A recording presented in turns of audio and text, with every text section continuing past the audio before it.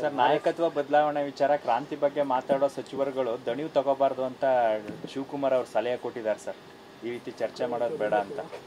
ಹೆಂಗೆ ಈ ಥರ ನಾಯಕತ್ವ ಬದಲಾವಣೆ ಮತ್ತೆ ಕ್ರಾಂತಿ, ದಲಿತ CM ವಿಚಾರ ಈ ಥರ ಚರ್ಚೆ ಮಾಡೋರಿಗೆಲ್ಲ ಸಲಹೆ ಕೊಟ್ಟಿದ್ದಾರೆ ಸರ್. ತಾವೆಲ್ಲ ದಣಿವು ತಗೋಬೇಡಿ, ಆರಾಮಾಗಿರಿ ಅಂತ ಸಲಹೆ ಕೊಟ್ಟಿದ್ದಾರೆ ಸರ್ ಶಿವಕುಮಾರ್ ಅವರು.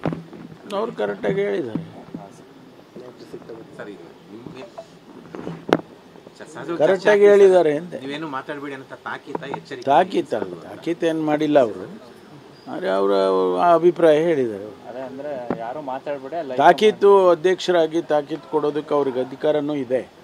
ಆದರೆ ಅವರು ಆ ಅರ್ಥದಲ್ಲಿ ಹೇಳಿಲ್ಲ ಸರ್. RSS ಇದರಲ್ಲಿ ಭಾಗವಹಿಸಿದಂಥವ್ರಿಗೆ ನೋಟಿಸ್ ಏನೋ ಇದಾಗಿದೆ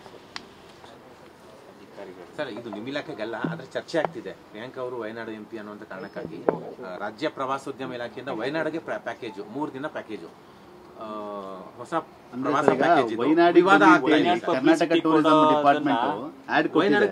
ಅಂದ್ರೆ ಕರ್ನಾಟಕದಲ್ಲಿ ಅಂತ ಟೂರಿಸಂ ಪ್ಲೇಸ್ ಇಲ್ವಾ? ಯಾಕೆ ಆ ಒಂದು ಪ್ರೇಕ್ಷಣೀಯ ಸ್ಥಳಗಳನ್ನ ಹೆಚ್ಚಿಗೆ ಎಂಟರ್ಟೈನ್ ಮಾಡ್ತಾ ಇದೆ ಕರ್ನಾಟಕ? ಟೂರಿಸಂ ಮಂತ್ರಿಗಳು HK ಪಾಟೀಲ್ ಇದ್ದಾರೆ. ಅವ್ರನ್ನ ನೀವು ಕೇಳಿದ್ರೆ ಹೇಳ್ತಾರೆ.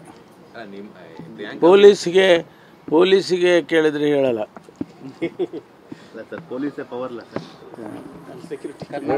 ಮತ್ತೆ ಬೇರೆ ಹೇಳಿ. Thank you.